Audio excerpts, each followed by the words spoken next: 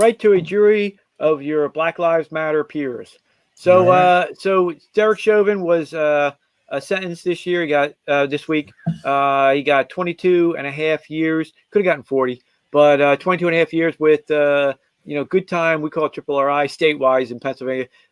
He could be out in 15 years.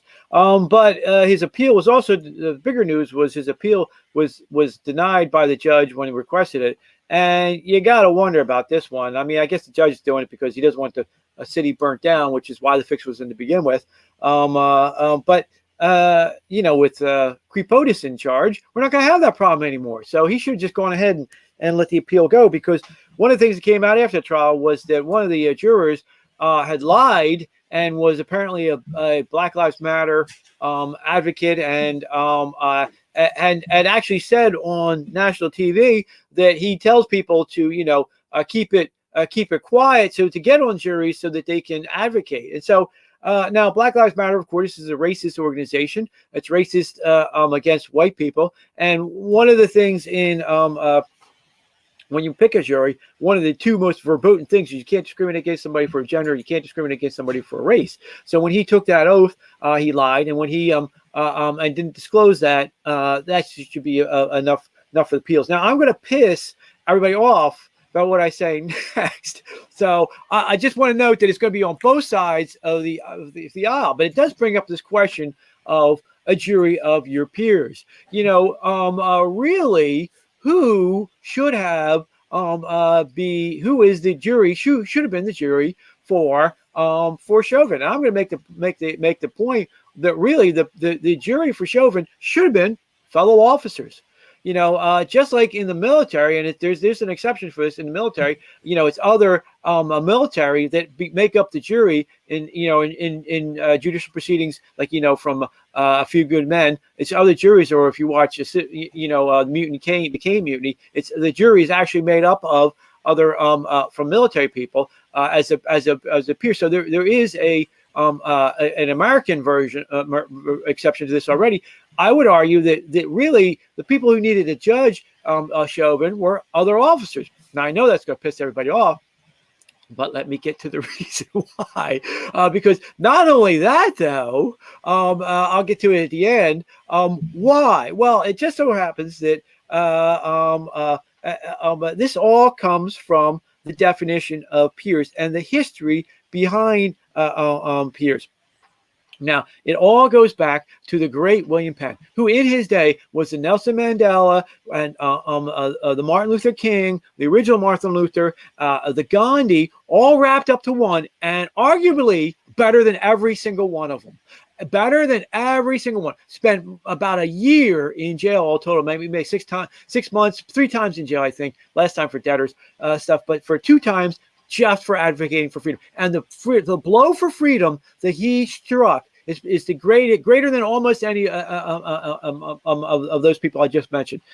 We have the right to a jury thanks to his work. Now he was actually the son of Admiral Penn, and he was fairly well to do, but he was also a Quaker, and he was also a lawyer. And he actually, when he got himself locked up, and his case then would go on, it would go on to what would happen is they would lock him up. The jury would find him not guilty, and then the judge locked up the jury, and 4 of those guys held out in being held in prison, while 8 of them just paid the fine and got out. But 4 of them held out, and so that was appealed. And from that, it was appealed up to the next to their superior court, and it was overturned in what's called the Bushnell's case, thereby establishing the right to jury, which comes down to us in the Sixth Amendment.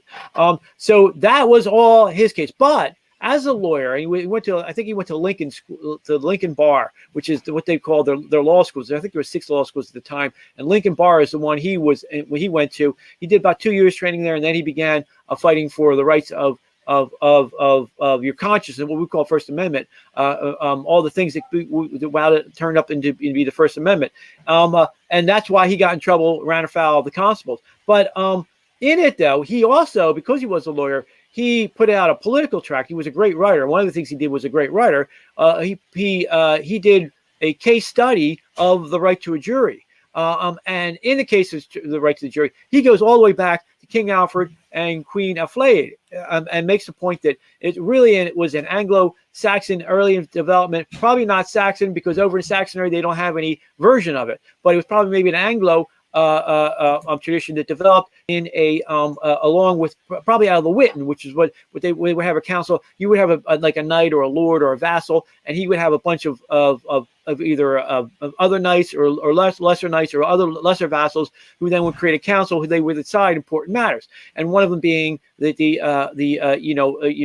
whether it was a murder or disputes. And so that would develop into they would figure out that you need 12 people. It's a brilliant number, but it's probably the number that for civil engineers that works. You need that number of people to get an actual fair decision. But they also developed, and he tracks this, over the course of almost like from the 700s, the 800s. I think it's 800s. I think that's Alfred was 800. Forward to his time in 1600, for 800 years in a series of famous cases, developing the right to a right to a jury of your peers. Now it's that definition of your peers that I'm bringing up all this history for, because what happened, what they noticed was that if you did have a case like that and they were of a certain high order, well, then the lower people would just find them guilty. So they developed as a right to a jury then the idea that you, like in British law, you had like 5 different statuses. You have 5 different ranks. You had like Duke, Marquis, Earl, Viscount, and Baron. And you also had the ecclesiastics. So you had the bishops and stuff. So if you had a dispute, or you say you were charged with murdering somebody or whatever, they found out that you could only be, if you were tried by the local free citizens, then if you were like a viscount, well, they find you guilty just because you were a viscount. So they developed the idea that if you were ecclesiastic, then you would be tried by your ecclesiastics. If you were a lord, like a baron, you'd be tried by the barons, and that would become the right to a jury of your peers that we call today. But the problem is, peer has lost its actual original understanding. But what we do need to do is to bring it back, because it does, like I said, in the military judicial code, you have a right to be tried not by the regular people, the regular citizens, but by fellow enlisted men and fellow officers. My argument would be that you have to make it for Chauvin that he had a right to be tried by his peers. And here's the thing, and here's why it applies the most. I had a case, and one I tried last year before the pandemic, and in it, the mom said something to me which I will not forget. The jury was out for about 8.5 hours. It was one of these cases where the young man shouldn't have had a gun, but he had a reason for it, and the reason was for self-defense because of the maniacs that they had down in the city of Chester. And she said to me, and what they, we were able to develop evidence that these creeps, that this gang down there in the city of Chester, they had a video where they take the victims that they've murdered and they put them on a t-shirt, and they take the t-shirt and they have a rap song to it, and they burn it up and they throw it on the ground, and they're literally dancing in the blood of their victims. She said to me, if that jury was from Chester, they would have understood. And that is why it's so important to have a right to your peers. So yes, now not a right of mostly white Delaware County, but if you're charged in Chester for gun crime by a Chester jury of a similar makeup, that would be the real right to peers, and it would go both ways. And this is why I'm pissing off both sides for this, because it's a more accurate, a fairer juror, and it's going to get us back to the idea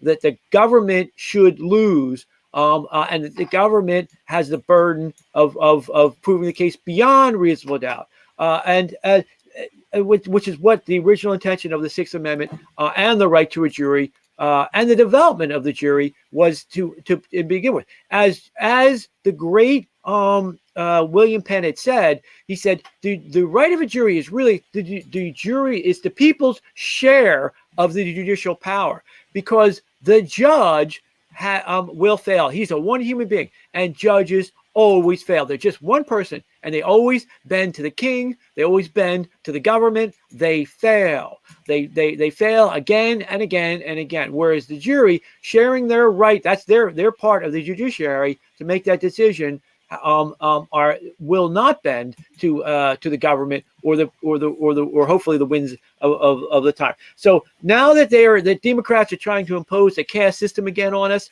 and there are various Marxist attempts to break us into tribes and to make us a caste system again, it's more important than ever to bring back the right of peers and a jury of your peers. And so that would be our. Do you have a right to a jury of a Black Lives Matter peers only in the case that you committed a crime in the Black Lives Matter world? To that. But for the other ones of us, you would have, if you were a police officer, you would have a right to a jury of your peers as police officers, and if you're a black kid from Chester, you have a right to a jury of your peers from the city of Chester. So, brother, I have the head of the Black Lives Matter in Minneapolis, who was questioned by MSNBC. I have her response to the Floyd to the Chauvin trial. She says something about this being the judge missed a chance to send a message. So I was wondering if I can ambush you with this video and show it if you mind. Do you mind if I show it? No, I guess. Because I think it's instructive as to what we're dealing with in our country today. Nakima Levy-Armstrong. She's an award-winning civil rights attorney. She's the former president of the NAACP's Minneapolis chapter. She was instrumental in making the chief of police aware of the George Floyd case last year. She's the one who texted him and says, "You seen this video?" Nakima, how are you feeling? You have been involved. You knew about George Floyd before most Americans did. You saw that video very, very early on. You let the world know about it. How are you feeling about the sentence? I think that the sentence was too light in light of what Derek Chauvin did to George Floyd. We essentially witnessed a modern day lynching on May 25th of 2020. And so the judge had an opportunity to send a message by sentencing Derek Chauvin to at least 30 years in prison. The maximum that he could have received was 40 years in prison. Minnesota is a determinate sentencing state, which means that Derek Chauvin will only serve 2/3 of the 22 and a half years in prison, which is roughly 15 years. So the last portion of his sentence will be spent under supervised release, which means he can be out in the community with his family and enjoying his life. Do you take some solace in the fact that the federal government has now gotten involved and putting civil rights, human rights charges on this? Absolutely. It's long overdue for the federal government to be involved, number one, in investigating the Minneapolis Police Department through the DOJ's patterns and practices investigation that is now happening. Anyway, bro, I just wanted to pull that out because I know she's a key player in Minneapolis and one of the people who led off with this, and I thought it would be kind of instructive as to what we're facing out there in the community at large. Well, essentially, she was on the jury because you had a person who believed in racist beliefs, on the jury deciding this case. Racism is evil, and the thing that we I guess we're taking hits because we defend the Chauvin trial, but there's a reason why. If due process isn't for everybody, then it's for nobody. It's been 2,000 years since the death of Jesus and the trial of Jesus that he got, that we've been developing this concept of due process. And we're not mobs. We're not supposed to be in mobs. Obviously, she's part of the mob. And we're supposed to be rational human beings. He's got no criminal record. It's 2/3. This is the way that system. Why is it should be any different for him than anybody else? I don't know, because you always have a minimum and a maximum, even apparently in that state. So but I'll even go further back. It's even since the Romans, when a citizen has a right to get a trial. Wait a minute, were those the Romans with Jesus or the Romans? Well, I mean, the ones actually he was executed under the empire. I'm talking about under the Republic. So as this big example, Cicero killing off the five alleged criminals who were plotting to overthrow the country, instead of giving them a trial, Caesar used that against Cicero.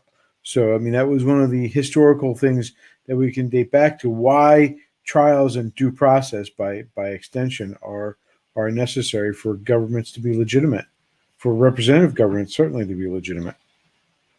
So I'm sorry I cut you off there. Nope. So, but that's why I would point. Apparently, that's why you would appeal this, because she was essentially on the jury, and that's not a fair and neutral jury. The judge denied the point of fact. The judge denied any appeal. I guess that's Well, we'll see if it sticks. I can't imagine it's going to stick, but there's no accountability in the judiciary. That's one of the problems. There's no accountability. Maybe when it's bumped up to the next level, people won't be so worried about their city, about Minneapolis being destroyed. Maybe there'll be more funding for the police, although it looks like they're doing less funding for the police.